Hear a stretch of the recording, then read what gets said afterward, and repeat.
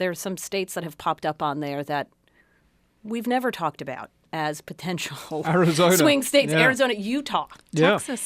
Texas. So tell us what the battleground map today really looks like. So I think Utah is slightly a case on its own. I mean, essentially, it is still a Republican state. It's still a conservative state, but it's got specific Mormon issues. They were desperate to find someone who wasn't a bigot, who didn't seem to dislike religious minorities, which clearly resonates in Mormon history, the idea of expelling, or persecuting one religious minority.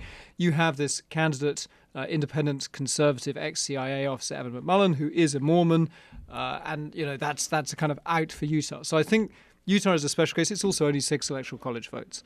Arizona is really interesting. There seems to be, it's a classic example of we are seeing, we may see, ticket splitting, which we had thought was maybe, going the way of the dodo, wasn't going to happen anymore. Because John McCain's Senate race, if you talk to people there, he's not actually as vulnerable as people had assumed he would be, because people saw, Donald Trump, the big chunk of Latino voters in Arizona, changing demographics. He had a tough primary. But actually, he seems to be in reasonable shape down there. People are making a distinction between him and the top of the ticket. But on the presidential level, it really does seem to be quite tight.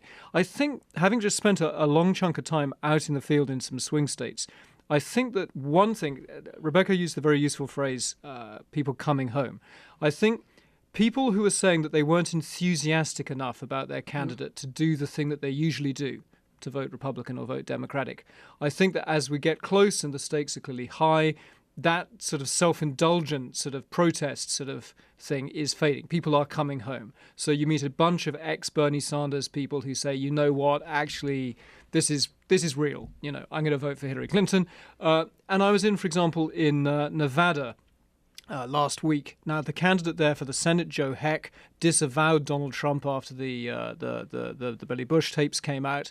And you had a lot of people saying to reporters like me, I'm so angry with him for disavowing Donald Trump that I'm never going to vote for him. He's not going to get my vote. But then I went to a couple of events and I just kind of trotted around the room saying to people, what are you actually going to do? And they'd say, I'm really cross with him. He shouldn't have done it. But we need a Republican Senate because of the Supreme Court or whatever. So there's a kind of reality sinking in for an awful lot of people. What I think hasn't changed, and that's why I think, again, we should take seriously the fact that Hillary is still in the lead, is separate from that kind of enthusiasm, kind of sulking thing, there have been just gigantic numbers of people deserting Donald Trump consciously for Hillary Clinton. So the most fascinating group, I'd say, is college-educated white women, a group that used to go 50-50 between the two parties, and they really have deserted Donald Trump. And that's not a kind of protest enthusiasm thing. That's a conscious rejection of one program in favor of another.